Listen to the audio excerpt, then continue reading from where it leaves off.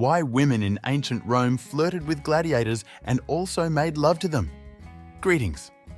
Today, we are going to talk about ancient Roman gladiators and what value they had for women. Is it true that in addition to men, there were also female gladiators who looked more sexy? Sweat and blood of warrior slaves as an aphrodisiac, myth or reality? It is true that even the wife of Emperor Marcus Aurelius could not resist and slept with one of the gladiators secretly from her husband. Be sure to watch the video to the very end to learn all the key details from the lives of the men who fought in public and beyond. What constitutes an ancient Roman gladiator? In all likelihood, many of you have a basic idea of what gladiators were like in ancient times. The first association is of muscular warriors armed with cold weapons and dressed in special uniforms. And this is indeed true. Despite the fact that the gladiator of ancient Rome was equal to a slave and also had a low social status, he embodied courage, and bravery. Men had an athletic physique and excellent physical training. All these qualities were needed not only for everyday fights with the enemy. Gladiators became a key object for female attention. But to demonstrate all their power and beauty, slave warriors gathered in specially designated places. The latter served as public arenas. For example, the famous Colosseum. In those days, girls and women in droves watched the fierce fights and then began to flirt with men. Soon, it came to the point that female admirers wrote on the walls of their warm confessions to this or that winner. Men weren't the only ones who fought in public. Did you know that gladiators became not only representatives of the male sex? Women too participated in fierce battles and engaged in continuous fights. The only thing worth paying attention to is the key feature of female gladiators. So, the female part tried to get rid of unnecessary equipment to look as attractive as possible. To date, researchers and archaeologists have found quite a lot of evidence of how women warriors dressed. As a rule, they wore a loincloth and didn't use a helmet at all. This once again confirms that each woman sought to identify her identity. In addition, frescoes and other works of art contain images of half-naked women, which in turn proves the desire to look sexy. Finally, on the subject of weaponry. Female gladiators used the same edged weapons as men. This is perhaps the main similarity during the period of fighting in the ancient Roman arena, the attraction of gladiators for female attention. As you remember from the lessons of history, the life of gladiators of ancient Rome consisted of almost only battles. And men fought not only with each other, but also with wild predators, tigers and lions. Well, are you ready to learn more about slave warriors and expand your knowledge? Then go for it. As you have already guessed, women regularly gave signs of attention to gladiators in public. It's worth noting that their long-distance connection with the warriors didn't end there. Girls and women did not hide their true desires, and therefore the gladiator could certainly be in bed and sleep with his admirer. You will ask, what about the low social status and slavery on the part of such a man? In this case, everything was decided by money. Rich women could easily pay a considerable sum to sleep with a Roman gladiator. And also, such warriors could be hired as bodyguards.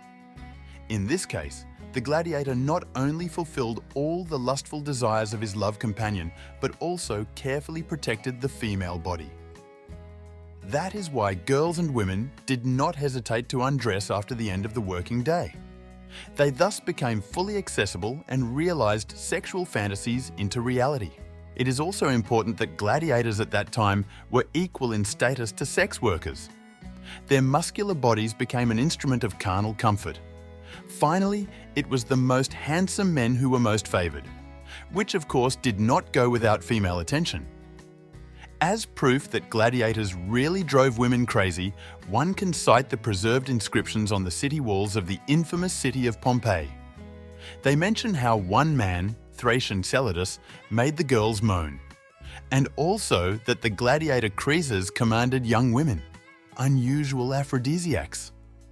You will be surprised, but the sweat and blood of gladiators were considered at that time the highest value and useful object. And all because the perceptions of the Romans were quite different. The inhabitants of ancient Rome believed that liquid secretions can bring benefits in marriage, and women will certainly become happier.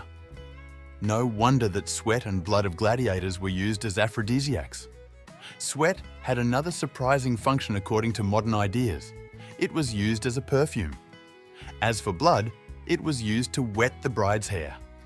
In ancient times, it was believed that this liquid would bring good luck in marriage. Therefore, both blood and sweat of warrior slaves became objects of trade. They were actively traded, and this means that there was a demand for such goods. Power and gladiators. At the end, let's consider one more question. How did the emperors of ancient Rome treat gladiators, and how they were dealt with for the most important misdemeanor? In view of the fact that women had an irresistible attraction to gladiators, the wives of emperors also did not stay away, because the wife of this or that ruler could look at a brave male warrior and thus violate the ban. So, let's look at a few examples. The wife of the ancient Roman Emperor Marcus Aurelius once fell in love with one of the gladiators.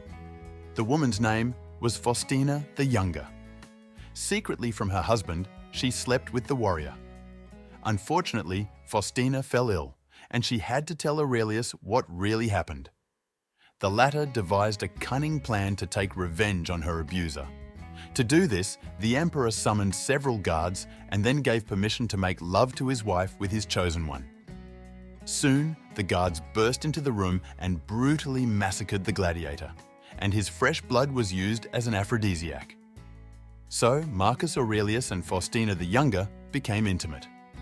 The emperor believed that the blood would awaken in his wife's passion for the ruler, and their marriage would become even stronger. Here is another case. Once the Roman Emperor Augustus had to move the female representatives to the upper rows, so to speak, away from the scrutiny of the fighters, and all because girls and women flirted with the gladiators. To do this, they tried to position themselves as close as possible to express their sympathy. It turns out that on the one hand, the representatives of the supreme power praised the gladiators because they used their natural secretions as aphrodisiacs, and on the other hand, tried in every possible way to protect the warriors from female flirtation. Each of the emperors did it in his own way. Conclusion. Thus, in addition to endless fights, gladiators regularly found solace among female attention. Girls and women, gripped by sexual fantasies and dreams, tried at every opportunity to sleep with a brave warrior. That is why gladiators in the era of ancient Rome received special attention even from the imperial throne.